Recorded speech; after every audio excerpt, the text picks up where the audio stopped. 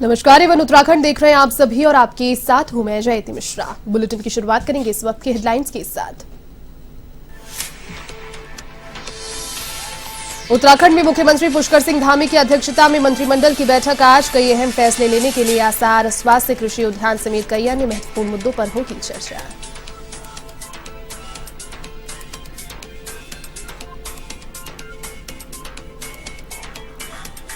उत्तराखंड कांग्रेस में गुटबाजी के बीच दिल्ली में बैठक। हरीश रावत, प्रीतम सिंह, गणेश गोदियाल समेत कई नेताओं ने राहुल गांधी से की मुलाकात। केसी वेणुगोपाल, देवेंद्र यादव और दीपिका पांडे भी रही उपस्थित।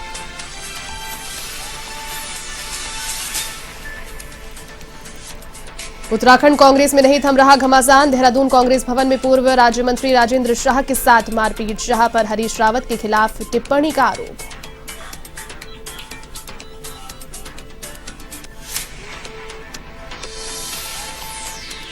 उत्तराखंड में ओमिक्रॉन का बढ़ा खतरा। मुख्य सचिव डॉक्टर एस एस संधू ने ली अधिकारियों की बैठक। कहा, प्रदेश में ओमिक्रॉन के मामले बढ़े तो नाइट कर्फ्यू संभव, सरकार सतर्क।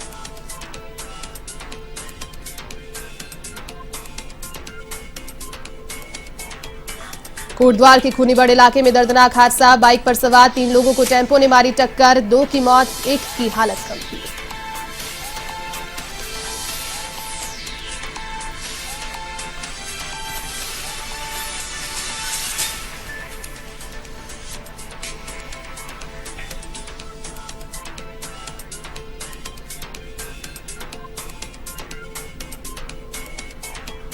चलिए अब खबरें विस्तार से। उत्तराखंड मंत्रिमंडल की बैठक मुख्यमंत्री पुष्कर सिंह धामी की अध्यक्षता में होगी, जिसमें सरकार कई महत्वपूर्ण मुद्दों पर मुहर लगा सकती है। सचिवालय स्थित विश्वकर्मा भवन के वीरचंद्र सिंह गढ़वाली सभागार में कैबिनेट की बैठक शुरू होगी। तो वहीं बैठक में स्वास्थ्य, कृषि, उद्यान समेत कई महत्वपूर्ण मुद्दों पर सरकार फैसला ले सकती है। प्रदेश के राजकीय उद्यानों को लीज पर देने, उद्यान विभाग में सेवाएं दे चुके मालिक को प्रशिक्षित घोषित करने का प्रस्ताव कैबिनेट में आ सकता है। इसके अलावा कोविड संक्रमण से निपटने के साथ ही सरकार स्वास्थ्य क्षेत्र में कई फैसले ले सकती है।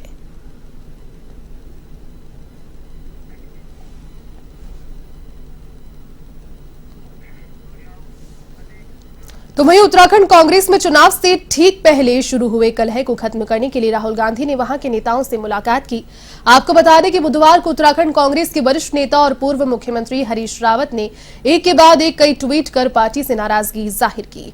हरीश रावत ने आरोप लगाया था कि चुनाव रूपी समुद्र को पार करना है और पार्टी हाथ पैर बांधकर उनसे तैरने को कह रही है।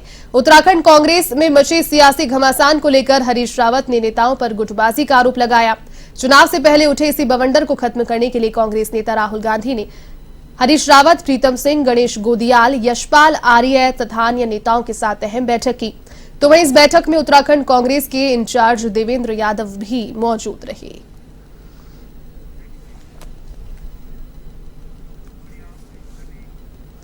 उत्तराखंड कांग्रेस में घमासान नहीं थम रहा है। देहरादून के कांग्रेस भवन में पूर्व राज्य मंत्री राजेंद्र शाह के साथ मारपीट की गई। बता दें कि मारपीट हरीश रावत के समर्थकों ने की थी और उन्होंने राजेंद्र शाह पर हरीश रावत के खिलाफ टिप्पणी का आरोप लगाया।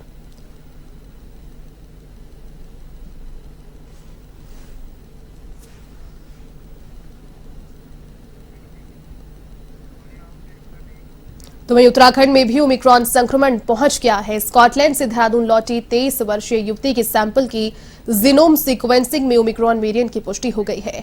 स्वास्थ्य विभाग ने युवती के माता पिता का सैंपल भी जांच के लिए भेज दिया है। तो वहीं प्रदेश में कोरोना वायरस के नए वेरिएंट ओमिक्रॉन पर बढ़ते मामले, सरकार अब नाइट कर्फ्यू और अन्य प्रतिबंध लगा सकती है। प्रदेश में ओमिक्रॉन का पहला मामला मिलने के बाद सरकार सतर्क हो गई है। सरकार ने सभी जिलाधिकारियों को ओमिक्रॉन संक्रमण की रोकथाम के लिए सख्त कदम उठाने के निर्देश दिए हैं।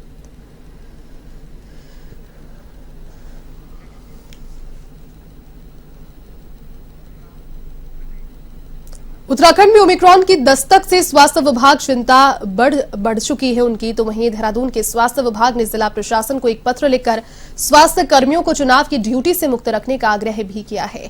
आपको बता दें कि स्कॉटलैंड से देहरादून लौटी युवती के सैंपल की जीनोम सीक्वेंसिंग में ओमिक्रॉन वेरिएंट की पुष्टि होने के बाद अब उसके माता पिता भी कोरोना संक्रमित पाए गए। इधर आईआईटी के विशेषज्ञों ने भी फरवरी तक तीसरी लहर की आशंका जाहिर की है, जिसको लेकर सीएमओ ने जिला प्रशासन को पत्र लिखकर स्वास्थ्य कर्मियों को चुनाव ड्यूटी से मुक्त रखने का आग्रह किया है।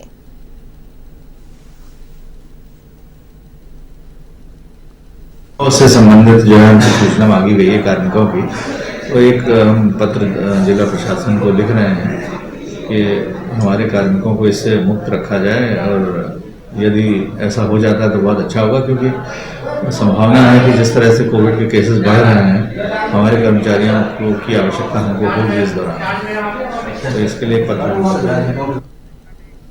नैनीताल में ओमिक्रॉन के खतरे को देखते हुए नगर के बीडी पांडे अस्पताल में कोविड वार्ड बनकर पूरी तरह से तैयार है। साथ ही अस्पताल के कर्मचारियों को प्रशिक्षण भी दे दिया गया है, जिसको देखते हुए अस्पताल में कोविड को लेकर किए गए इंतजाम को परखने के लिए मॉक ड्रिल किया गया। बीडी पांडे अस्पताल के पीएमएस डॉक्टर के.एस. धामी ने बताया कि इमरजेंसी की स्थिति में आसानी से निपटा जा सके, इसीलिए ये सारी तैयारियां की गई है। थोड़ा पीछे से आगे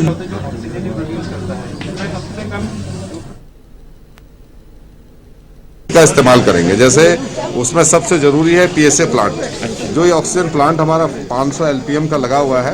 आज मॉर्निंग 8 बजे से लेकर 2 बजे तक हम उसको लगातार खोलना है हमको, और हर 3 घंटे में हमको उसकी मॉनिटरिंग कर रही है। मॉनिटरिंग का मतलब यह है कि उसमें कितनी शुद्ध ऑक्सीजन आ रही है, कितनी परसेंटेज आ रही है, वो उसका रिकॉर्ड हमको रखना है, और उसको पूरे वार्ड्स में हमको उसको खोलना है। और हर वार्ड में हम ऑक्सीजन आज डायरेक्ट उसी से सप्लाई देंगे, चाहे वो आईसीयू हो, चाहे वो जनरल वार्ड हो, चाहे वो इमरजेंसी वार्ड हो, जीरेटिक वार्ड हो, सभी को देंगे।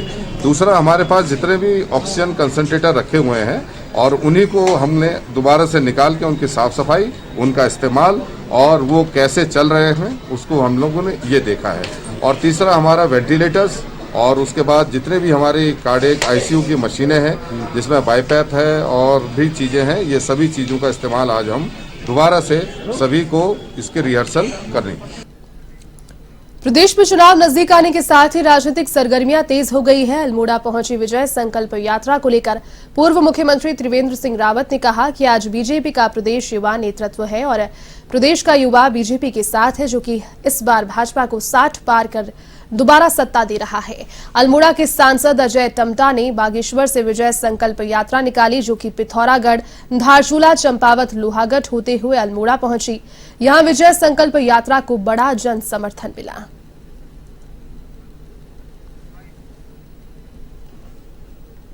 बहुत बढ़िया विजय संकल्प यात्रा चल रही है, और उत्तराखंड की जनता का मन साफ साफ दिख रहा है कि एक बार फिर भारतीय जनता पार्टी के पक्ष में इस बार मतदान करेगी, और पहले से अधिक वोटों से या प्रचंड बहुमत के साथ भारतीय जनता पार्टी की फिर उत्तराखंड में सरकार बनेगी। हमारा जो टारगेट है वो 60+ का है। युवा नेतृत्व है, युवा भारतीय जनता पार्टी के साथ में है, और 60+ हम आएंगे। इस टारगेट को लेकर हम काम कर रहे हैं। हम बागेश्वर बैजनाथ से हमने शुरू किया था, और बागेश्वर, कपकोट, गंगोली हाट, डीडी हाट, धारचूला, पिथौरागढ़, लोहाघाट, चंपावत होते हुए यात्रा जागेश्वर होते हुए अल्मोड़ा पहुंची है।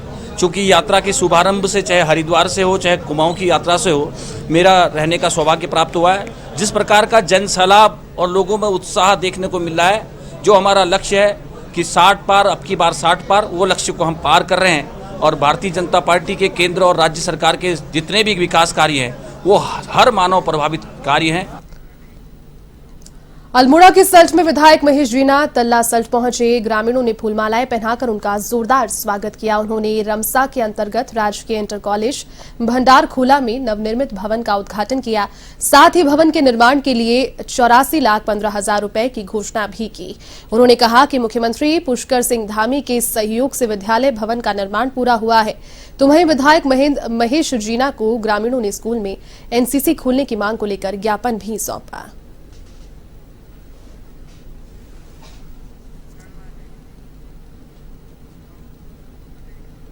उत्तराखंड के झबरेड़ा के गांव खाताखेड़ी में बीजेपी विधायक देशराज कर्णवाल पहुंचे। उन्होंने 52 लाख रुपए की लागत से बनने वाली सड़क का शिलान्यास किया।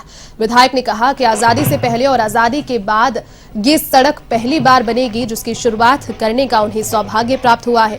उन्होंने कहा कि दोनों सड़कें पूरी गुणवत्ता के साथ बनेगी।